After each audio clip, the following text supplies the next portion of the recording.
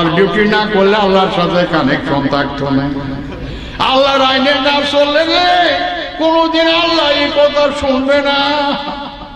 জলাস্তা যখন line lock হয়ে যাইব গা 100 বার টিপ তোমার মোবাইলে কোনো কল আইতো না।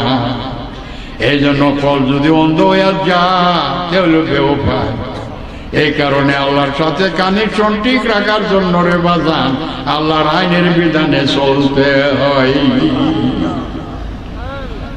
খালেস প্রেম নিয়ে নবীর প্রেম, খালেস প্রেম, নবী বাদ দিয়া অন্য কোন প্রেম রাখলে তোমার নবীর প্রেম হইল না। মেহনত করবা ঠিক হই, তুমি কিন্তু বিনিময় পাইতা না।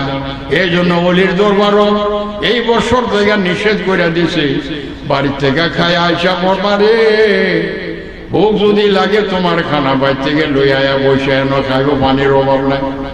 সোলা চাকরি হবে না, লাকড়ি হবে না, পেরেশানি থাকবে না। গরু কিনুন লাগতো না, গরু ছাগল খাসিও কিনুন লাগতো না। কেরে এই অবস্থাটা হইল কেমনে?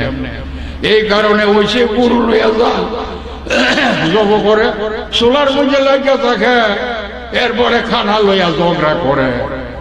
500 টাকা দিস মানুষে যেত 7 জন, আবার ট্যাক্সি করে নেজগা করবো। আমার কাহা বেমার, চাষা বেমার, বেমারের লেগে নেই, তুই নিবে আমি নিছি।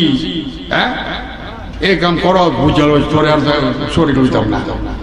ঝগড়ায় 1 মাস 1.5 মাস পর্যন্ত তাকে রাও করে না, তোর লগে আর উড়ে যাইতাম না। কিন্তু যাইতেছে প্রেম নিয়ে আমার মালিকে কই প্রেম থেকে বঞ্চিত। আই তো বলির দরবার, কিন্তু প্রেমিক হইল মাংস খাওয়ার জন্য, গরু কেনার জন্য প্রেম। কাজে তার মেহনত করে ঠিক ওই বিনিময় তো পাইতেছে না।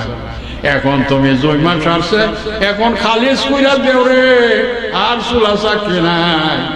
তোমার যদি বেশি ভুক লাগে টিফিন গাড়িয়া 2টা খানা লই যাওগা, নাইলে 2টা চিরামুড়ি গামছার মধ্যে বান্ধা লইয়া যাইও গা। একটা রাত্রের ব্যাপার, সকালে যাইবা 3টা যাইব, বিকালে যাইবা বইতে খায় রওনা দাও।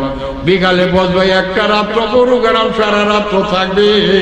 ফজরের আজানের আগে মোনাজাতে হইবি। আবার বাড়িতে আইসা তো আবার খাইতে পারবা।